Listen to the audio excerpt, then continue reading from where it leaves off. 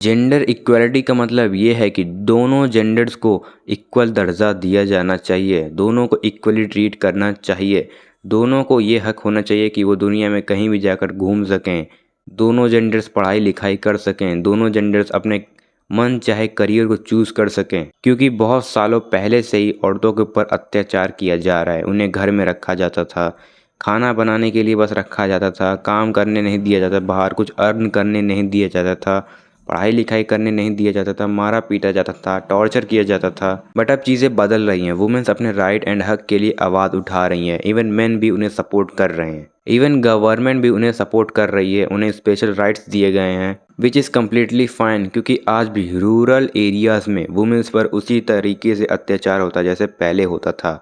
And ऐसा नहीं है कि मेन के ऊपर कुछ बीतती नहीं, मेन के ऊपर भी बहुत कुछ बीतती है, बहुत सारे प्रेशर होता है, फैमिली प्रेशर होता है, सोसाइटी का प्रेशर होता है, करियर का प्रेशर होता है, क्या करना है क्या नहीं, लोगों को कैसे मैनेज करना है, सबसे बना कर रखनी है, बहुत सारा प्रेशर होता है मेंस को भी। जेंडर इक्वलिटी एक फ्रीडम की फ़ाइट है जिसमें मेंस को फील किया जाना चाहिए एंड वुमेन्स को आगे बढ़ने का मौका देना चाहिए। एंड जैसा कि सब लोग जानते हैं, हर 10 में से 10 लोग अच्छे नहीं होंगे, हर 10 में से 8 लोग अच्छे होंगे, 2 लोग बुरे होंगे।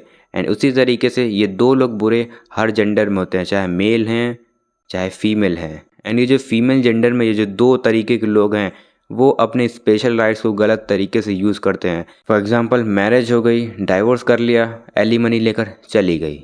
ये लोग अपने पर्सनल बेनिफिट्स एंड रिवेंज लेने के लिए इन स्पेशल राइट्स का यूज़ करते हैं। एंड वुमेन्स तो बहुत पहले से ही अनसेफ फील करती आ रही हैं, इवन अपने घर के सामने वाली सड़क पर चलने में उन्हें अनसेफ फील होता है। दोनों जेंडर्स को एक दूसरे को समझने की ज़रूरत है। बट ये जो फीमेल्स हैं on the name of gender equality, ये अब सो कॉल्ड फेमिनिस्ट बनती जा रही हैं। मतलब कि इन्हें इंडिपेंडेंट वुमेन बनना है, ये खुद को क्लेम करती हैं कि ये अब एक इंडिपेंडेंट वुमेन है, जो कि काफ़ी ठीक है, सबको फ्रीडम का हक है।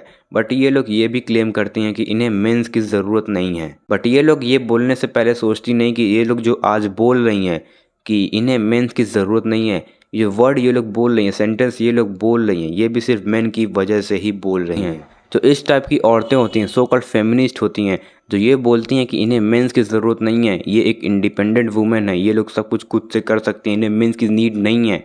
ऐसे लोग तभी तक इंडिपेंडेंट रहते हैं जब तक इनके बैंक में पैसा होता है, जो कि इनके पापा हर महीने के 1 या 2 तारीख को एज अ पॉकेट मनी डालते हैं। जब भी ये प्रॉब्लम में फंसती हैं तब ये लोग याद मेंस को ही करती हैं। ये जो सो कॉल्ड फेमिनिस्ट होती हैं, किसी भी फाइट में ये लोग जेंडर इक्वलिटी का गेम खेलेंगे। जेंडर इक्वलिटी है भाई, तुम मारोगे तो मैं भी मारूंगी। बट जब भी किसी फाइट में ये औरतें, ये जो सो कॉल्ड फेमिनिस्ट हैं, किसी मैन को थप्पड़ मार देती हैं, इन रिटर्न मैन भी थप्पड़ मार देता है, तब इनके मुंह से बस यही निकलता है, how can you slab a women. खेलने लग जाती हैं अपना वुमेन कार्ड, जेंडर इक्वलिटी तब भूल जाती हैं। मैंने ऑलरेडी कहा कि दोनों जेंडर्स को एक दूसरे को समझने की ज़रूरत है, क्योंकि ये जो लड़ाई है वो सुपीरियॉरिटी की नहीं है, ये फ्रीडम एंड पीस की लड़ाई है दोनों जेंडर्स के लिए। Peace out.